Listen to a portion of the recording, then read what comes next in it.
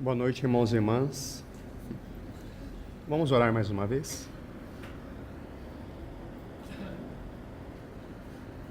Senhor nosso Deus, nós estamos na Tua presença pelo sangue do Senhor Jesus. Nós agradecemos porque o Senhor nos convida à comunhão. Nós agradecemos porque somos Teus. Agradecemos pelo envio do Espírito Santo. E agradecemos pela Tua palavra escrita e acessível a todos nós. O que estamos rogando a Ti, Senhor, nesses momentos, é que o Senhor venha realmente falar aos nossos corações. Tu nos sondas, Tu nos conheces, Tu sabes exatamente, Senhor, quais são as áreas, os pontos das nossas vidas que devem ser tratados pelo Senhor. E estamos aqui todos juntos, expostos a esse Teu trabalhar. Então venha com Teu reino, que a Tua vontade se cumpra, para a glória só do Teu nome. Amém. Irmãos, nós sabemos que o grande trabalhar do nosso Deus nas nossas vidas é para formar o caráter de Cristo em nós. O grande interesse que Deus tem em relação a cada um de nós. E para isso, dentro da sua soberania, dentro dos seus cuidados, Ele vai mover circunstâncias, Ele vai mover pessoas. É justamente com essa finalidade, formar o caráter de Cristo em nós, para que nós sejamos mais parecidos com o Senhor Jesus. Agora é interessante que com essa finalidade, com esse objetivo, é possível nós abrirmos determinadas portas nas nossas vidas para que esse trabalhar seja mais efetivo. Então é nesse sentido que na semana passada nós começamos a falar do abrindo portas para que o Senhor Jesus avance de uma forma mais profunda e efetiva nesse trabalhar nas nossas vidas, que é formar o caráter dele em nós. O meu pano de fundo foi Apocalipse capítulo 3, a carta escrita lá aos irmãos em Laodiceia, aqueles irmãos que tiveram um bom começo, nasceram de novo, provaram da vida do Senhor, mas em determinado ponto da sua jornada começaram a se ensoberbecer, começaram a se orgulhar. Até mesmo nós lemos lá o seu discurso, né? Nós somos ricos, nós temos de tudo, e quando a gente pensa na cristandade, na igreja, como se apresenta no dia a dia, nós rapidamente associamos com os grandes prédios, as grandes construções, as propriedades, o patrimônio, as redes de rádio e televisão, temos de tudo. E os irmãos Laodiceia tinham lá a sua reunião, estavam falando a respeito de Jesus, cantando para Jesus, mas não percebiam que Jesus estava do lado de fora. Fizemos até aquele paralelo no Antigo Testamento, quando a glória do Senhor deixou o templo, só que as atividades continuavam se processando no templo. E nós claramente podemos reconhecer que isso é uma tragédia. Estarmos falando a respeito do Senhor, mas nós não estarmos desfrutando da presença e do trabalhar dele na nossa vida. Então o Senhor faz um convite. Eis que estou à porta e bato. Esse é o nosso Senhor também, fazendo convites para as nossas vidas. Olha, eu estou à porta e bato, porque existem áreas das suas vidas que eu quero trabalhar de uma forma mais efetiva. É claro que no contexto, né, como assembleia lá em Laodiceia, era uma situação bem mais crítica, em que o Senhor estava realmente ausente da assembleia. Voltando um pouquinho, quando o Senhor diz, olha, eu repreendo e castigo a todos quanto amo. Então, ele faz o convite. Arrepende-te e sê zeloso. Na compra daqueles itens que nós citamos e nós lemos lá em Apocalipse 3. Ouro refinado, vestes brancas e colírio para os olhos. Aí nós vimos o significado de cada um desses itens na semana passada. Mas trazendo para a nossa realidade, começamos a também pensar juntos a respeito de portas que nós podemos abrir nas nossas vidas para que o Senhor trabalhe com mais eficácia esse propósito que Ele tem para cada um de nós, que é a formação do caráter de Cristo. E começamos a apresentar 3 atitudes, 3 práticas que correspondem a abrir as portas. A primeira prática que nós vimos na semana passada foi a importância de nós estarmos juntos, a importância da comunhão. Apenas fazendo uma breve revisão, por que é importante nós estarmos juntos? Por que é importante nós caminharmos juntos? Aí nós citamos que é importante para o exercício do amor, o exercício das ordenanças, do batismo e da ceia, e o exercício dos dons. Nós exercitamos essas esferas à medida que nós caminhamos juntos. Por que é importante nós caminharmos juntos? Também citamos a respeito do nosso crescimento. O nosso crescimento é muito mais pleno à medida que nós caminhamos juntos. O Senhor começa a nos ajustar como pedras vivas para edificar uma casa para Ele. Também fomos ousados em dar uma palavra de alerta, com ousadia, mas com coração de irmão, que cristãos solitários têm crescimento limitado.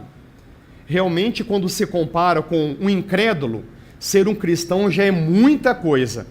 Só que se ele tiver uma vida solitária, se for, às vezes, um cristão exclusivista, a minha doutrina está certa, ou o nosso proceder aqui é o correto. Esse exclusivismo ele pode até se manifestar em termos de família. Não, eu vou servir o Senhor, vou ser um cristão genuíno, mas me restringindo aqui a minha família. Então nós vimos que esse tipo de irmão, ele tem um crescimento restrito. Ele tem uma experiência com o Senhor, mas deixa de ter uma plenitude maior de Cristo, porque se recusa a ter uma vida de igreja mais plena. Nós precisamos uns dos outros. Nós somos membros uns dos outros. Eu não citei o texto de Efésios na semana passada, Efésios 3, mas seria importante nós aqui enfocarmos. Irmãos, como é que nós conhecemos a altura, a largura, o comprimento e a profundidade de Deus? Lá em Efésios capítulo 3. De que forma nós conhecemos toda a plenitude de Deus? Com todos os santos. Irmãos, é impossível um cristão solitário ter um crescimento pleno. Então a vida de igreja nos ajuda nesse sentido. E um outro ponto que nós tocamos a respeito da importância do viver em igreja, reforço, é uma porta que nós abrimos para que o trabalho do Senhor seja mais efetivo nas nossas vidas, é para a nossa proteção. As portas do inferno não prevalecerão contra a igreja. Irmãos, quando nós realmente cultivamos a nossa unidade, quando nós caminhamos juntos, nós estamos mais protegidos, junto do rebanho, no cuidado com o nosso pastor. Quando uma ovelha começa a ter um caminho solitário, ela se expõe ao ataque do lobo, ao ataque do inimigo. Então, para a nossa proteção, é extremamente importante nós caminharmos juntos. Irmãos, o nosso inimigo, ele fará de tudo para nos separar. Ele sabe muito bem que um reino dividido não pode subsistir. Não é isso que o nosso Senhor Jesus diz? Um reino dividido não pode subsistir. Então ele vai investir a fundo para nos separar. Porque uma vez que ele nos separa, portas são abertas para que ele de alguma forma possa aí barrar o nosso crescimento. Então, irmãos, que nós tenhamos essa diligência. Nós citamos o texto de Hebreus capítulo 10, verso 25. Não deixei de congregar, não deixei de reunir como é costume de alguns. Então essa foi a primeira porta que nós falamos na semana passada. Então, com a graça do Senhor, hoje, nós falaremos a respeito de mais 2 portas que nós podemos abrir para cooperar com o trabalho do Espírito Santo em nós para formar o caráter de Cristo. Irmãos, é importante nós não perdermos esse foco, porque nós não estamos falando de práticas que são fim em si mesmas, mas ela tem uma finalidade. Qual é a finalidade? A formação do caráter de Cristo em nós. E elas têm esse caráter de cooperação. Eu achei interessante quando eu li a respeito de uma analogia, a respeito de uma plantação. Então, um agricultor tem lá o seu terreno, ele ara a terra, né, joga calcário, corrige o pH, aduba, joga a sementinha. E a minha pergunta é: isto garante uma boa colheita? Sim ou não? Não garante, mas faz parte? Faz parte. Então, uma vez que ele fez a sua parte, o que ele aguarda? A chuva do céu, o crescimento do Senhor. Mas a minha pergunta é: e se esse agricultor simplesmente ficar na sua casa debaixo de braços cruzados, será que depois de algum tempo ele vai colher alguma coisa no seu terreno? Também não. Então vamos ver aqui, pelo contrário, né? Pode ter mato, erva daninha, tá? É isso que a gente faz com as nossas vidas quando a gente não cultiva bem o terreno do nosso coração, né? Quando nós lemos lá na parábola da semente, né? Em Mateus capítulo 13, né? E nos outros evangelhos também. Então nós temos aqui essa cooperação. O que eu estou aqui, né, partilhando, que veio no meu coração, são atitudes de arar o terreno, preparar o terreno. Quando a gente realmente ousa a viver como igreja, quando a gente tem uma vida de leitura, estudo, meditação e prática na palavra, e quando nós temos uma vida de oração, nós preparamos o terreno. Um agricultor do mundo, ele tem 100% de garantia que ele vai colher aquilo que ele plantou e semeou? Não. Mas, irmãos, nós temos 100% de garantia que nós vamos colher? Nós temos 100% de garantia. Porque, para nossa vergonha, o nosso próprio Deus, ele está mais preocupado com o nosso crescimento do que nós mesmos. Como o nosso Pai Celestial deve sofrer ao contemplar a nossa indisciplina? Ele querendo nos alimentar, nos fortalecer, e ele não tem essa resposta da nossa parte. Que o Senhor nos livre, né, nessa atitude de indisciplina. Então vamos para a segunda prática da leitura da palavra. A prática da leitura. Vamos abrir em Josué, capítulo 1.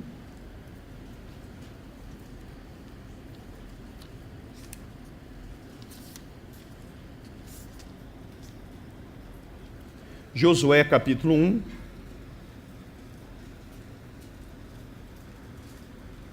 Versos 5 ao 9.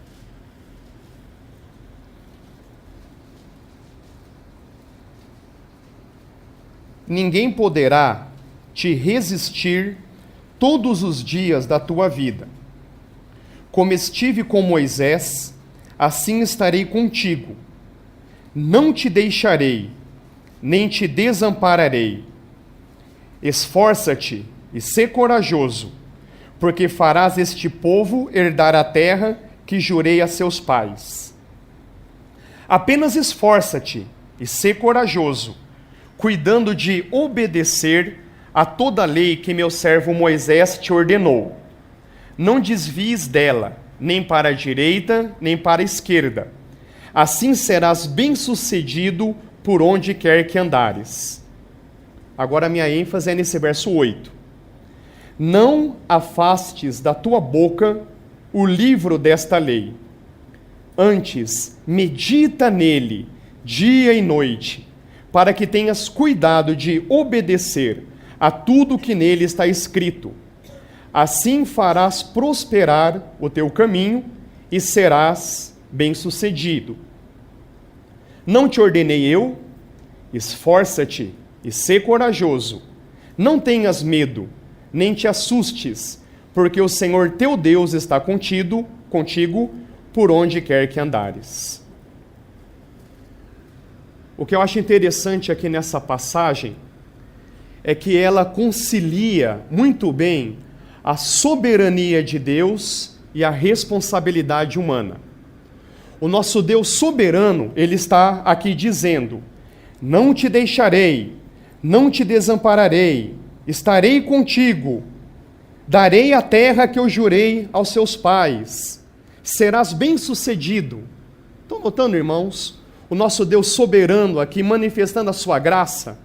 Ele está aqui dando a sua provisão. Olha, eu vou à sua frente, eu vou te dar vitória, eu vou estar contigo.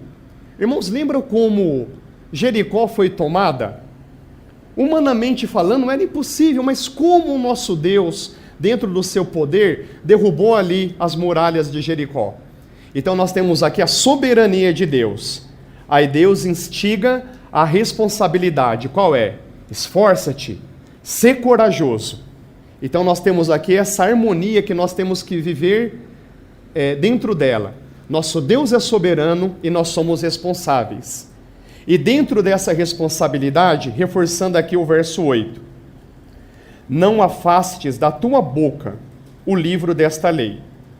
Estritamente falando, aqui está se referindo aos 5 primeiros livros: Gênesis, Êxodo, Levítico, Números e Deuteronômio. É isso que se refere à lei. Mas nós podemos muito bem aplicar isso aqui a toda a palavra de Deus. Então, que toda a palavra de Deus não saia da nossa boca, antes que nós meditemos nela dia e noite, tendo a diligência em obedecer a tudo que nela está escrito. E para essa obediência, irmãos, nós estamos desamparados? Não, nós temos o auxílio do Espírito Santo, o próprio Deus habitando em nós, nos capacitando à obediência. E aí a promessa: e você será bem-sucedido em todo o seu caminho. Salmo capítulo 1.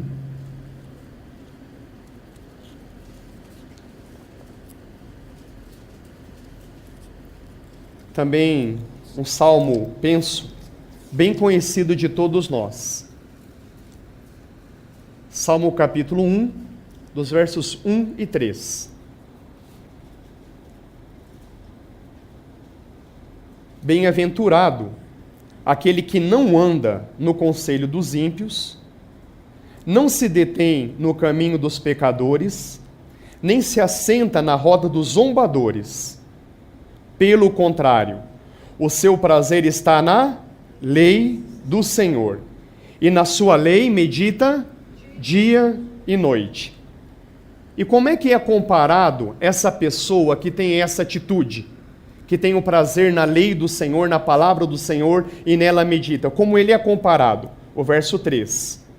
Ele será como uma árvore plantada junto à corrente de águas, que dá o seu fruto no tempo certo, e cuja folhagem não murcha, e tudo o que fizer prosperará. Irmãos, apenas um parênteses. Na palavra prosperar aqui não significa ganhar dinheiro, ficar rico. Prosperar aqui significa ser abençoado por Deus, ter a aprovação de Deus. É isso que significa ser próspero, né? Ter o crescimento de Deus. É algo muito mais valioso do que analogias aí em termos monetários. Então, essa pessoa que medita na lei do Senhor, que realmente valoriza a palavra do nosso Deus, ela pode estar vivendo num ambiente de sequidão, mas as suas raízes estão lá, junto às águas. E ela continua tendo uma vida frutífera, porque medita na lei do Senhor, na sua palavra, dia e noite. Colossenses capítulo 3.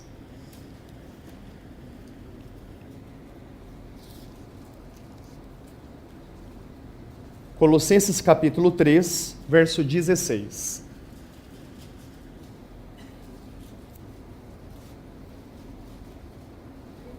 Colossenses 3, 16.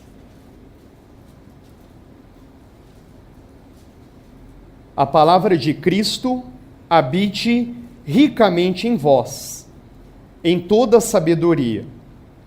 Ensinai e aconselhai uns aos outros com salmos, hinos e cânticos espirituais, louvando a Deus com gratidão no coração. Então nós temos aqui esse início, que é a palavra de Cristo habite ricamente no nosso coração. Novamente, irmãos, num sentido estrito, a palavra de Cristo são as palavras que o Senhor disse que estão registradas nos evangelhos. Mas o nosso Senhor Jesus também fala através dos seus membros.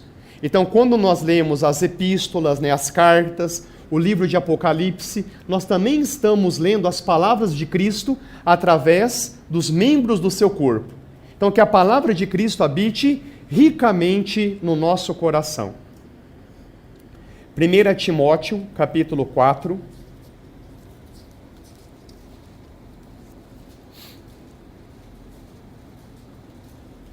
Timóteo, capítulo 4, verso 7.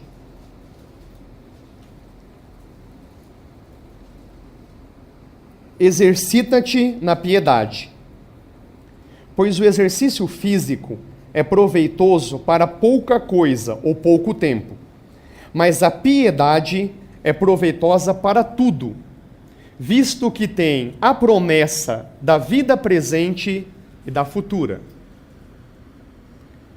Então nós temos aqui o nosso Deus convidando a sua academia.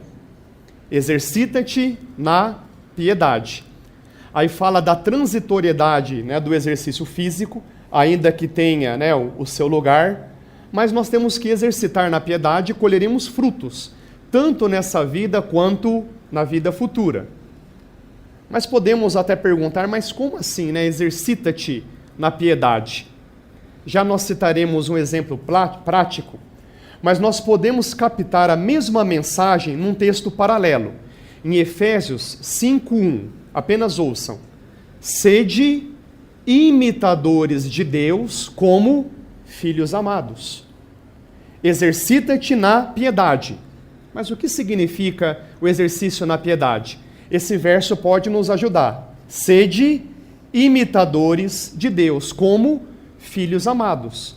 Então, quando nós imitamos o nosso pai, normalmente as crianças pequenas imitam algumas virtudes ou cacuetes dos seus pais. Nós somos convidados a imitar o nosso Pai Celestial.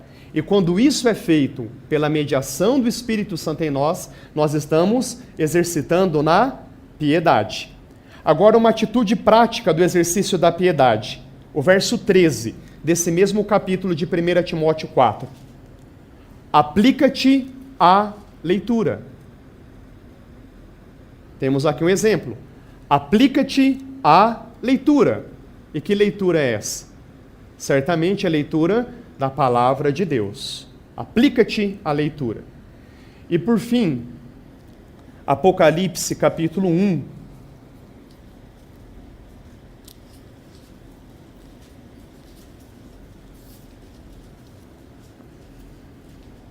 Apocalipse capítulo 1, verso 3.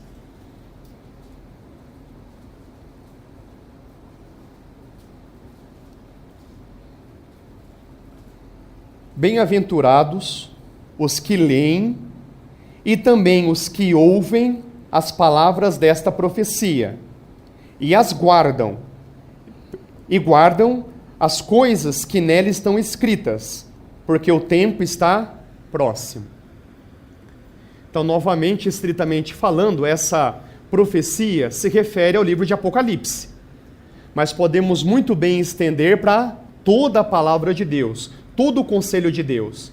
Então, bem-aventurado, feliz. Feliz é a pessoa que lê. Agora, vamos supor que só eu estivesse com a Bíblia aberta aqui, todos com a Bíblia fechada. Vocês estariam lendo? Não, vocês estariam o quê? Ouvindo. Graças a Deus tem esperança para o analfabeto. E quantas pessoas começaram a ler por causa também da palavra de Deus? Que benefício a palavra traz para todos os setores da existência humana.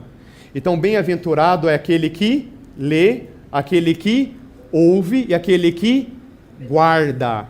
Irmãos, guardar significa internalizar. Fica retendo no coração aquela palavra. E depois nós leremos o livro, um texto em Tiago, que além de guardar, nós somos convocados a praticar aquilo que está guardado em nós. Então, esses textos que nós lemos, está aqui nos encorajando a respeito da prática da palavra do nosso Deus, a prática da leitura da Bíblia. O nosso Deus, ele é um Deus vivo e ele é um Deus pessoal. O nosso Deus é uma pessoa. Quando Deus expressa alguma coisa de si mesmo, quando Deus expressa um pensamento que ele tem, quando Deus expressa um sentimento que ele tem, quando Deus expressa uma vontade que ele tem, essa expressão nós chamamos de palavra. Então, o que é uma palavra? Uma palavra é uma expressão. Quando é o próprio Deus expressando a si mesmo, nós temos a sua palavra. Nesse sentido, quando Deus se expressa de uma forma plena, de uma forma completa, nós temos a sua palavra que tem a sua própria essência. Quem que é a palavra de Deus encarnada? É o nosso próprio Senhor Jesus. É porque o verbo, a palavra, o logo se fez carne e habitou entre nós. Então Jesus em si mesmo é a palavra plena de Deus. É interessante que no livro de Apocalipse, como é que o nosso Senhor Jesus se identifica? Eu sou o Alfa e o Ômega. O Alfa e o Ômega é a primeira e a última letra do alfabeto grego. Como se nosso Senhor estivesse dizendo, olha, eu sou o falar completo de Deus. Eu sou o falar pleno de Deus. Então, nesse sentido, Jesus é a palavra de Deus encarnada. Mas é a palavra que tem toda a essência de Deus em si mesmo. Mas mesmo assim, o nosso Deus emite palavras. E a palavra do nosso Deus tem poder criativo. Então, quando o nosso Deus, por exemplo, fala, haja luz, o que aconteceu? Houve luz. Quando o nosso Deus fala, haja separação, houve separação. Então, a palavra do nosso Deus, ele tem esse poder criativo. Nós lemos lá em Hebreus 11:3, pela fé, nós sabemos que o universo foi feito pela palavra de Deus. Então, quando o nosso Deus fala, algo acontece. Então, o universo é a palavra de Deus. E a Bíblia também é a palavra de Deus na sua totalidade. O universo é a palavra de Deus, a Bíblia é a palavra de Deus. Só que o universo e a Bíblia não apresentam em si mesmos a divindade como Jesus tem em si mesma. Entendem? Jesus é a palavra de Deus plena, encarnada. Mas o universo é a palavra de Deus. Só que o universo não tem a divindade do próprio Deus. A Bíblia é a palavra de Deus. Mas a Bíblia em si mesma não tem a divindade do próprio Deus. Agora, o que acontece quando nós armazenamos, irmãos, veja a nossa responsabilidade. O que acontece quando nós armazenamos a palavra de Deus, a Bíblia, no nosso coração? O que o Espírito Santo faz? Ele pega aquela palavra aí, ele sopra a vida.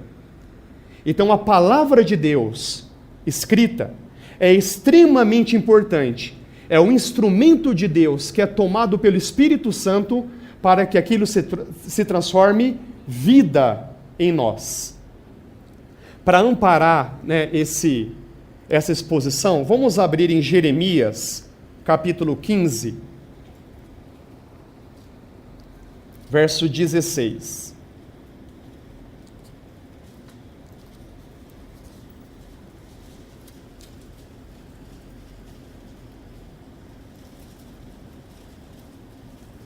Jeremias 15, 16.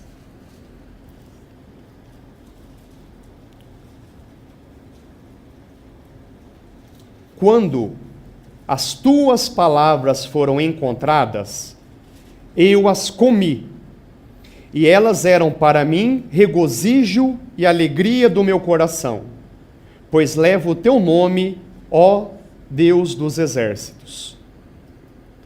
Quando as tuas palavras foram encontradas, irmãos, quando é que nós encontramos as palavras do nosso Senhor? Quando nós estamos diante desse livro. Então, o que o nosso irmão fez? Eu as comi, eu as internalizei, eu guardei no meu coração, e ela se tornou regozijo e alegria no meu coração. Então, as palavras do nosso Deus, quando são tomadas pelo Espírito Santo, começam a criar realidades interiores dentro de nós. Quero apenas citar alguns textos por causa do nosso tempo.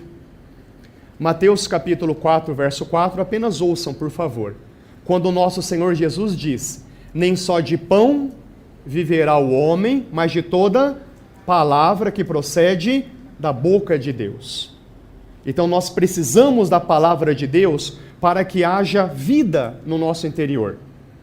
João 6,63, o Senhor Jesus diz: a carne para nada aproveita, mas as minhas palavras são espírito e vida. As palavras do nosso Deus são espírito e vida.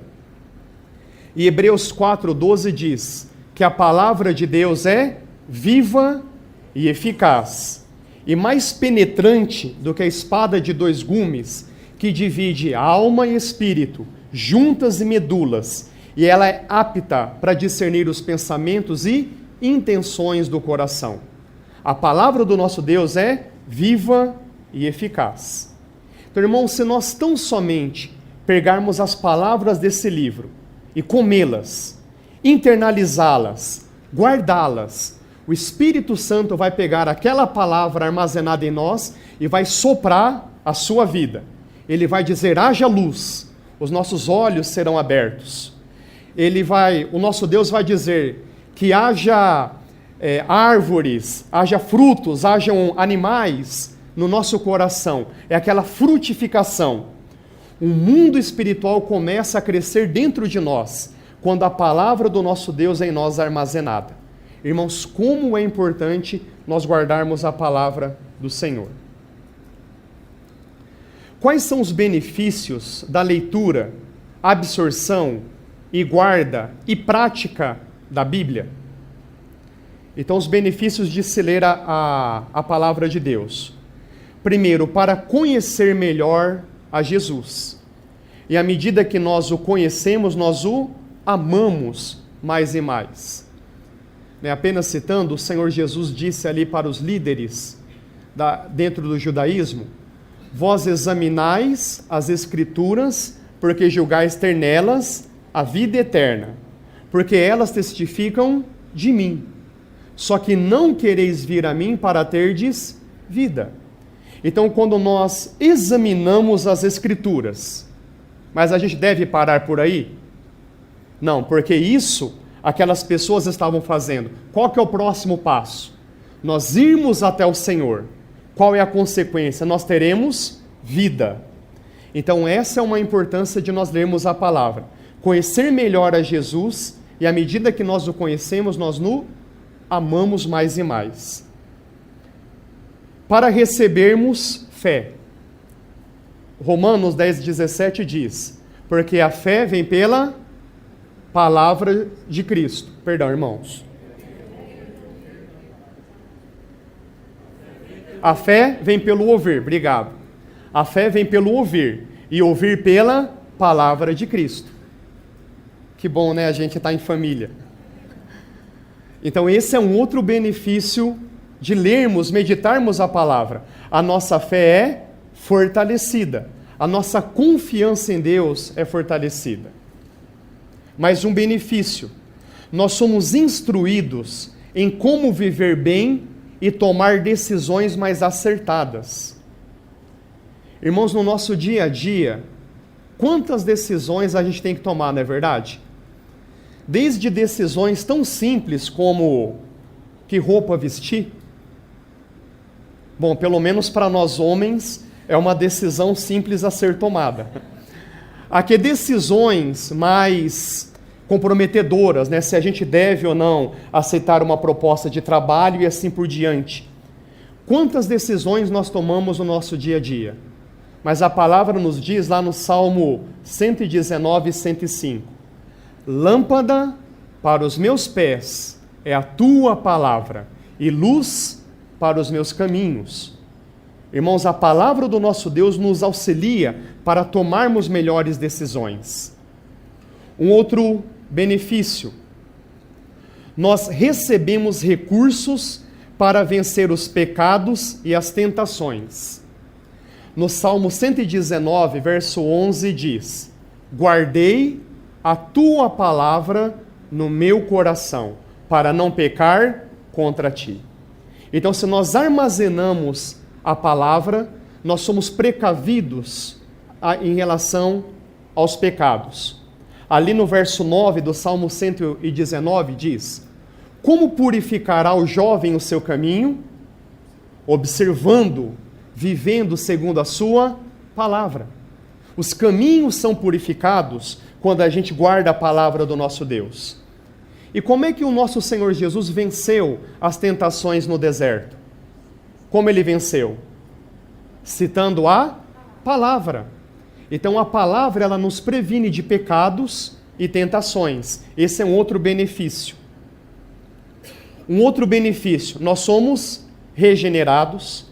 Em 1 Pedro diz que nós somos regenerados pela palavra de Deus, né? Nós ganhamos nova vida pela palavra de Deus, e nós somos lavados ou santificados pela palavra. Pai, santifica-os na verdade. A tua palavra é a verdade. A palavra de Deus nos santifica. E outros benefícios gostaria de ler em Salmo 19.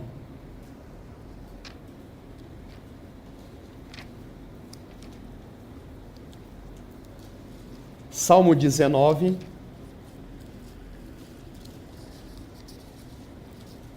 A partir do verso 7. Outros benefícios de se ler a palavra de Deus, de meditar na palavra do Senhor. A lei do Senhor é perfeita e restaura a alma. Irmãos, a nossa alma é restaurada pela palavra. Quantos de nós não temos aqui almas fragmentadas? Pensamentos e emoções confusos, né? Tanta coisa que ocorre no nosso interior que nos abala. Então, quantas vezes a nossa alma é fragmentada? Mas a palavra do nosso Deus restaura a nossa alma, faz-nos pensar, né, com clareza, sentir com emoções verdadeiras. O testemunho do Senhor é fiel e dá sabedoria aos simples. Irmãos, nós ficamos sábios ao meditar na palavra do Senhor. Os preceitos do Senhor são retos e alegram o coração. Irmãos, quantas pessoas vivem em depressão, não é verdade? Mas ao meditar da palavra, aquilo lá vai trazer alegria ao coração. Veio-me aqui um irmão nosso muito querido que passou um tempo de depressão muito profunda. E ele testemunha que ele passou, por esse tempo de depressão citando a palavra. E quando ele citava a palavra, quando ele meditava na palavra, vinha alegria naquele tempo que ele estava passando de tanta luta, até que ele recebeu, uma libertação definitiva. A lei do Senhor traz alegria ao coração. O mandamento do Senhor é puro e ilumina os olhos. Irmãos, quantas pessoas, senão nós mesmos, somos tão cegos para uma série de coisas que ocorrem ao nosso redor. Mas se nós formos diligentes com a palavra do Senhor, os nossos olhos são iluminados. Indo para o verso 11. Também o teu servo é divertido por meio deles, e há grande recompensa em segui-los. Nós somos recompensados, de alguma forma, ou de várias formas na nossa vida, quando nós realmente somos diligentes em relação à leitura da palavra. Então nós temos aqui, vários benefícios quando a gente realmente se preocupa de ter uma vida com a palavra. E por fim, como ler a Bíblia? Então algumas indicações. Primeiro, que nós leiamos com frequência. Lembra que nós lemos o texto em 1 Timóteo 4, 7. Aplica-te à leitura. E eu vou aproveitar aqui que nós estamos em comecinho de ano, apenas passar uma sugestão para os irmãos que talvez tenham interesse de ler a Bíblia inteira em um ano. É uma sugestão bem simples e fácil de ser memorizada. Basta você ler 3 capítulos por dia e aos domingos ler 5 capítulos. Se nos dias de semana normais você ler 3 capítulos e no domingo ler 5, durante um ano você consegue ler a palavra de Deus completamente.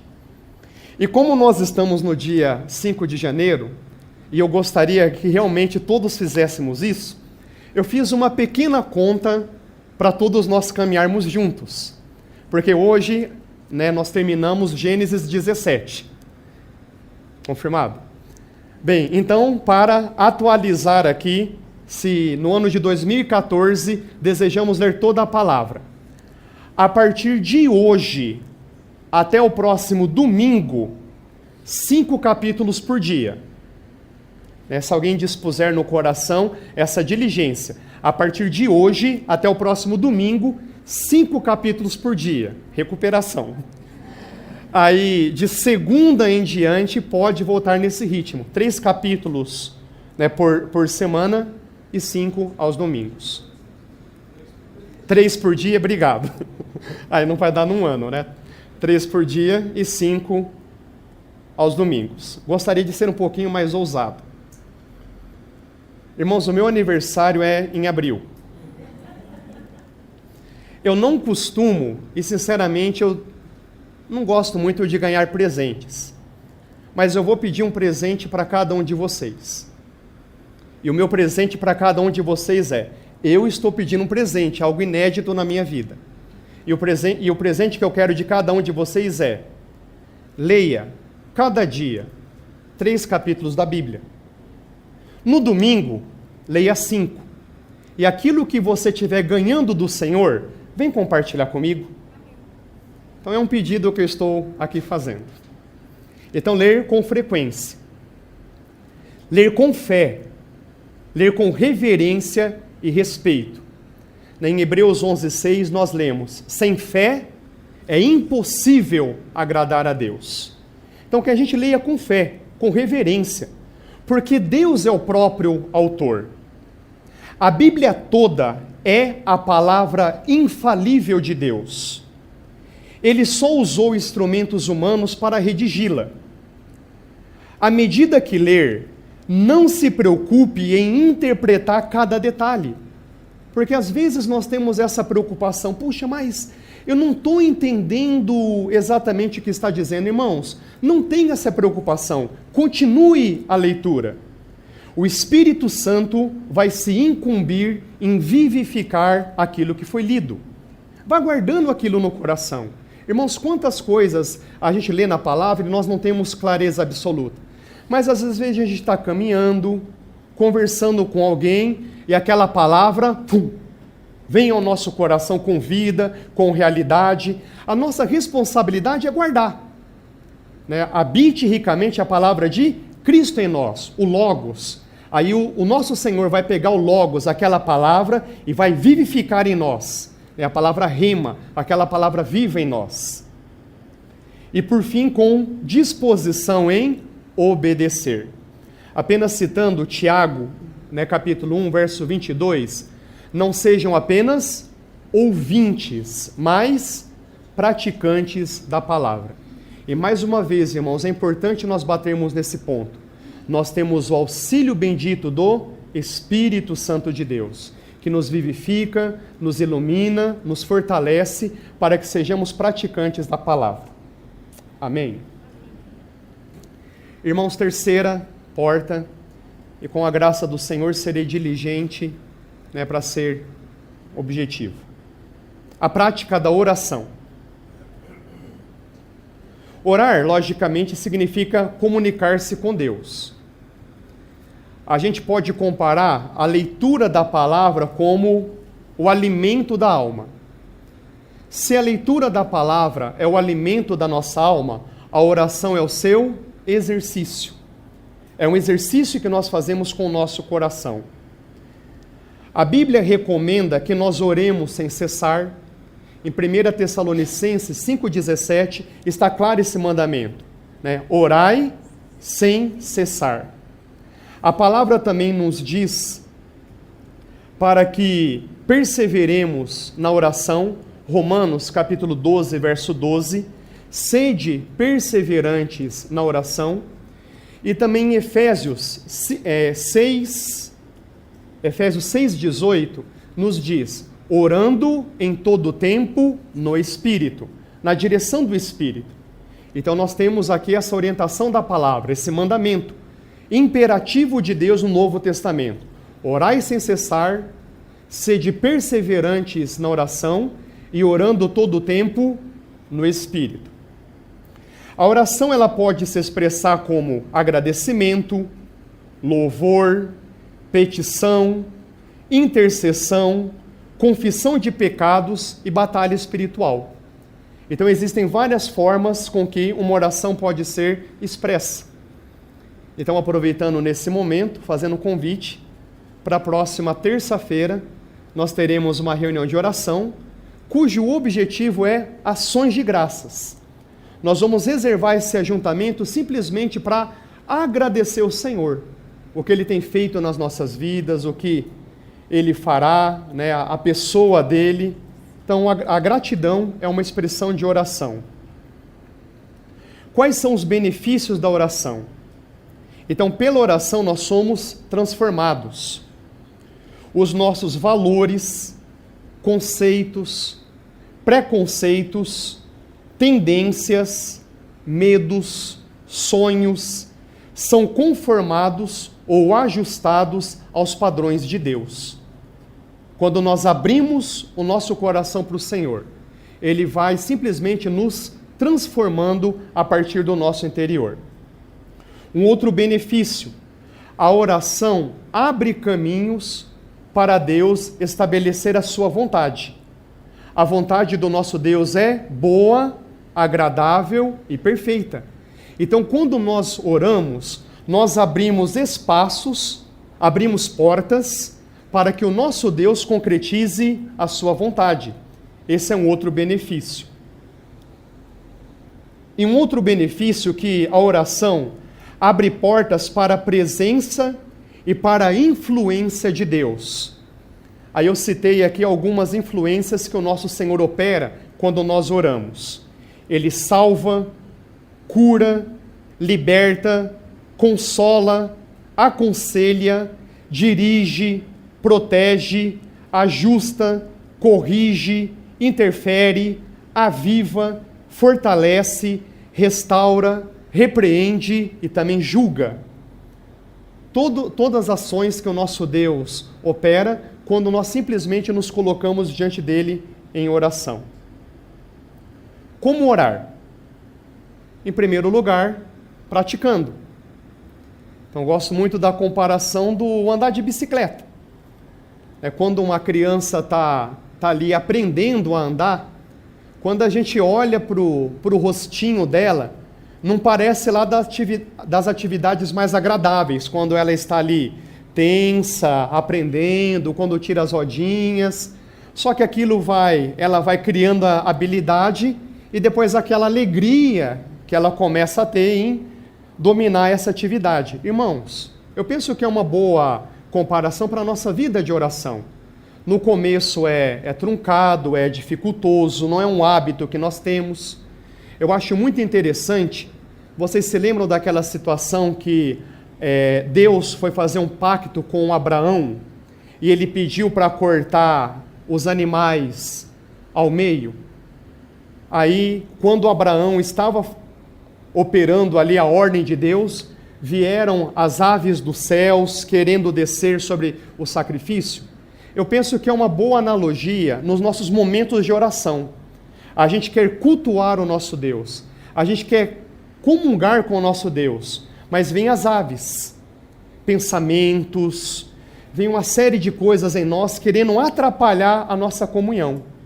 Só que se nós perseverarmos, né, essas aves pouco a pouco serão enxotadas, né, porque elas ficam tristes, já que a gente não está dando muita atenção para elas, né? Então que a gente realmente seja diligente, tá, na prática da oração.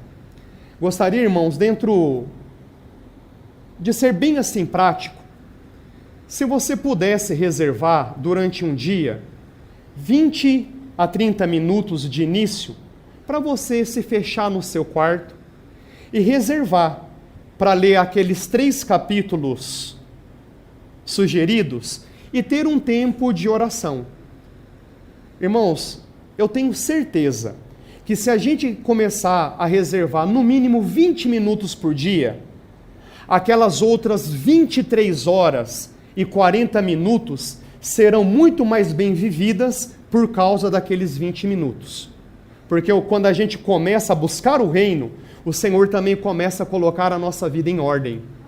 Então, gostaria de incentivar isso, irmãos. 20 a 30 minutos, lendo a palavra, orando, né? E à medida que nós vamos aprendendo a andar nessa bicicleta, né, o Senhor vai estendendo um pouco mais o nosso exercício na piedade. Como orar? Nós devemos orar de coração, porque Deus primeiro vê o coração antes das nossas palavras. Nós temos que orar com sinceridade. A palavra diz que Ele ama a sinceridade no nosso íntimo. Irmãos, que não haja máscaras, né, que não façamos teatrinhos diante do nosso Deus. Ele ama um coração sincero.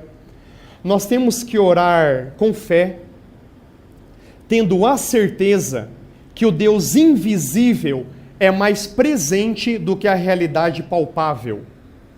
Quando nós oramos com fé, o nosso Deus que é invisível, Ele é mais presente do que a realidade palpável. Que nós possamos orar com humildade, porque nós estamos diante do Deus Altíssimo, totalmente santo, Criador de todo o universo. Então que haja em nós humildade, reverência, mas ao mesmo tempo, como conciliar? Orar com ousadia, já que nós estamos falando com o nosso Pai. Ele é o Deus Altíssimo, Todo-Poderoso, mas também Ele é o nosso Pai. E também orar com entendimento. Efésios 5,17 diz: não sejais insensatos, mas procurai saber qual é a vontade do Senhor. Então que nós possamos orar também com entendimento, com inteligência. Como orar? Lendo a Bíblia.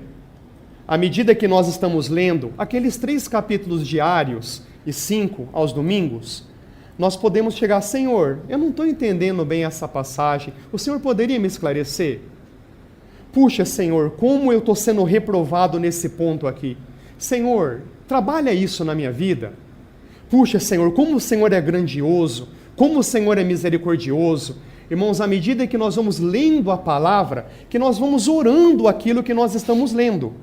Tá? É uma boa estratégia de se orar, lendo a palavra. Pedindo para que a vontade de Deus se cumpra na vida de pessoas e nas circunstâncias mencionadas. Irmãos, já aconteceu alguma situação de você estar orando por uma pessoa e você não saber exatamente o que pedir por ela? Porque de repente, a pessoa está passando ali uma determinada dificuldade, mas até que ponto é a vontade do nosso Deus soberana que ela passe aquela dificuldade para ser tratada? E que nós não temos que orar para que a dificuldade seja removida, mas que a fé dela seja fortalecida. Então, quantas vezes a gente tem esses impasses? A gente não sabe orar exatamente por uma determinada pessoa ou circunstância. Então, aqui nós temos uma dica infalível. É simplesmente citar o nome da pessoa ou da circunstância e pedir: meu Deus, que venha o teu reino, que se cumpra a tua vontade. Irmão, simplesmente isso. Irmão, Senhor, por aquele determinado irmão, por aquela pessoa, que venha o teu reino, cumpra a tua vontade na vida dela. Então, é infalível. E por fim, irmãos, para encerrarmos aqui esse tempo, a oração infalível é aquela que é feita, primeiro, de acordo com a vontade de Deus.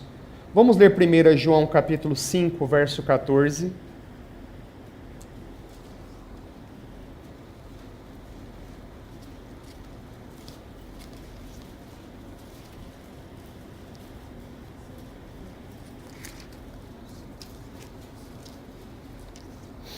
Primeira João 5, 14.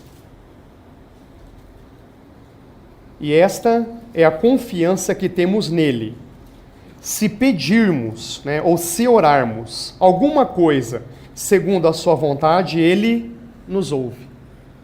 Então, uma oração infalível é aquela que é segundo a vontade do Senhor. Então, quando nós discernimos a vontade do Senhor, que nós oremos segundo a sua vontade. A oração infalível é aquela que é feita com fé. Nós já citamos aqui o texto de Hebreus 11:6. Sem fé é impossível agradar a Deus, porque é necessário que aquele que se achega a Deus creia que Ele existe e que Ele é recompensador de todos aqueles que o buscam. Então que a gente ora com fé. Senhor, olha, obrigado porque o Senhor está ouvindo. Também é outro quesito importante. Nós devemos orar com perseverança.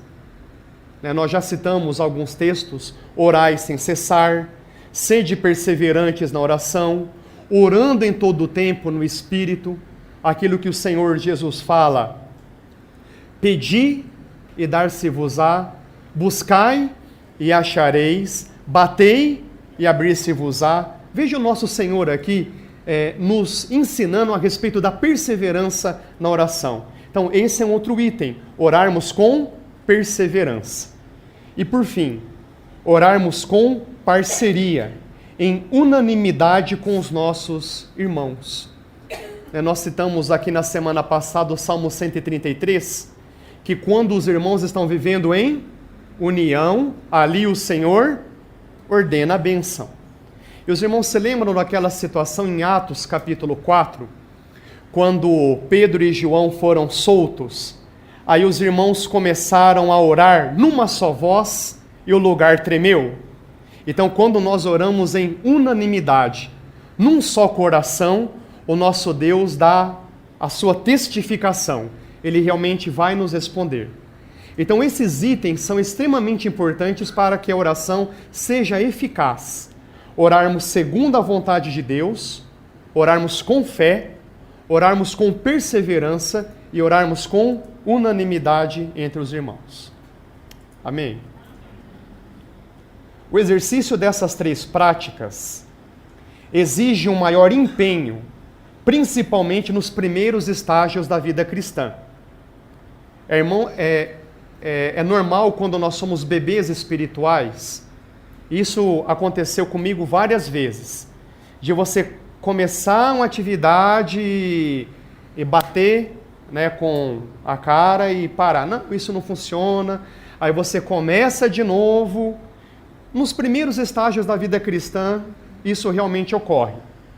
Só que à medida que a vida de Cristo vai se fortalecendo, elas ficarão mais naturais. À medida que a vida de Cristo vai se fortalecendo em nós, essas práticas serão desempenhadas com maior naturalidade. Então, irmãos, esse é o meu coração em relação ao nosso encontro da semana passada e desse encontro. O meu desejo é que realmente nós sejamos filhos maduros no nosso Deus. Irmãos, eu realmente estou convicto que o nosso Deus já supriu tudo o que nós necessitamos. É o que nós lemos lá em 2 Pedro. Irmãos, tudo para nós já está proposto. Basta apenas nós darmos passos de fé. Senhor, olha, eu agradeço pelo poder da sua vida, as tuas riquezas disponíveis a mim. E à medida que nós realmente nos comprometemos com o nosso Senhor, Ele vai nos transformando, vai nos fortalecendo. Com qual finalidade? Nós sermos mais parecidos com o nosso Senhor Jesus. Então que realmente, irmãos e irmãs, o nosso Senhor realmente nos fortaleça, nos acorde, para que nós possamos abrir essas portas. A prática da comunhão, a leitura da palavra e uma vida de oração. Senhor, agradecemos a Ti por esse momento. Nós agradecemos, Senhor, pelo profundo interesse que o Senhor tem com cada um de nós. Queremos aqui confessar, Senhor, e nos envergonhar, porque tantas vezes nós não temos respondido esse Teu interesse à altura, sendo tão indisciplinados, Senhor, olhando para o nosso próprio umbigo, olhando para a nossa própria circunstância, olhando para nós mesmos. Mas nós nos humilhamos, Senhor, nos humilhamos diante de Ti, reconhecemos o nosso pecado da indisciplina, e agora, Senhor, nós nos voltamos diante de Ti. Nós agradecemos, Senhor, por Tua provisão disponível a nós. Nós agradecemos, Senhor Jesus, porque estamos unidos a Ti, assentados nos lugares celestiais. Temos uma vida vitoriosa, uma vida de ressurreição. Ajuda-nos a viver, Senhor, na perspectiva dessa vida, levando a morte para nós mesmos, mas essa vida que nós temos em Ti. E que pelo poder dessa vida, Senhor, ajuda-nos a responder com diligência nessas práticas que nós temos aqui discorrido, a respeito de realmente nos empenharmos em estarmos juntos, mantendo a nossa comunhão. Senhor, nos desperta a cada dia a lermos a Tua palavra, meditarmos, guardarmos, praticarmos. Vem, Senhor, realmente falar conosco e nos ajude, Senhor, a ter uma vida de oração, uma vida de coração aberto diante de Ti, uma amizade profunda contigo, para que o Teu nome seja santificado, glorificado em nós, à medida que somos cada vez mais parecidos com o nosso Senhor Jesus. É no nome dele que nós oramos. Amém.